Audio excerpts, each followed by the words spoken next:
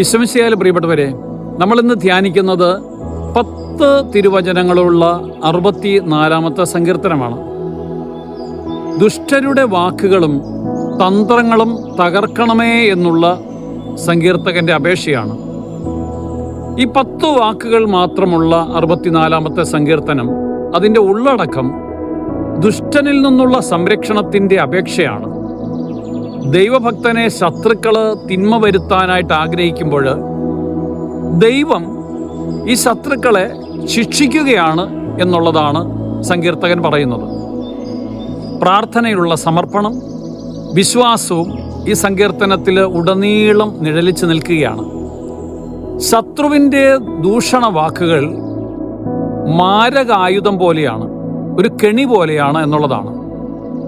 എന്നാൽ ദൈവത്തോട് ചേർന്ന് നിൽക്കുക എന്നത് തെറ്റായിട്ടാണ് ദൈവനിഷേധി കാണുക. ദൈവം തന്നിൽ വിശ്വസിക്കുന്നവരെ സംരക്ഷിക്കുന്നു എന്ന് സങ്കീർത്തകൻ എടുത്തെടുത്ത് പറയുന്നു. ദൈവമേ, അങ്ങിൽ നിന്ന് അകലാനുള്ള എല്ലാ പ്രേരണകളെയും ഞങ്ങളിൽ നിന്ന് മാറ്റിക്കളയണം. നീതിമാന്റെ ജീവിതവും കഷ്ടതകൾ നിറഞ്ഞവയാണെങ്കിലും ദൈവത്തിൻ്റെ സംരക്ഷണത്തിലാണ് എന്നുള്ള ബോധം ഞങ്ങളിൽ നിറയ്ക്കണം.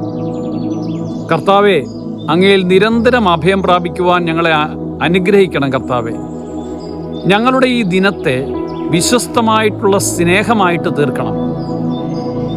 ഞങ്ങളുടെ ശത്രുക്കളെക്കുറിച്ച് ചിന്തിക്കാതെ ദൈവമാണ് ഞങ്ങളുടെ സംരക്ഷകനും കോട്ടയും എന്നുള്ള ആ വിചാരത്തിൽ ഞങ്ങൾ ഇന്നത്തെ ദിവസം ചിലവഴിക്കുവാൻ ഞങ്ങൾക്ക് അനുഗ്രഹം തരണമെന്ന് ഞങ്ങൾ പ്രാർത്ഥിക്കുന്നു. ദൈവം സമർത്ഥമായിട്ട് നിങ്ങളെ അനുഗ്രഹിക്കട്ടെ.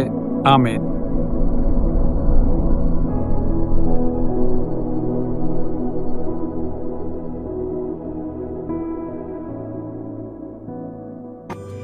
വചനവയൽ ആപ്പ് എക്കാലത്തെയും വചന പഠനത്തിനുള്ള ബൈബിൾ ക്വിസുകൾക്കുള്ള ഉത്തമ സഹായി. ഇന്നു തന്നെ ഗൂഗിൾ പ്ലേ സ്റ്റോറിൽ നിന്ന് വചനവയൽ ആപ്പ് ഡൗൺലോഡ് ചെയ്ത് വിവിധ ക്വിസുകൾക്കായി പഠിക്കാൻ ഈ ബുക്കുകൾ സ്വന്തമാക്കൂ.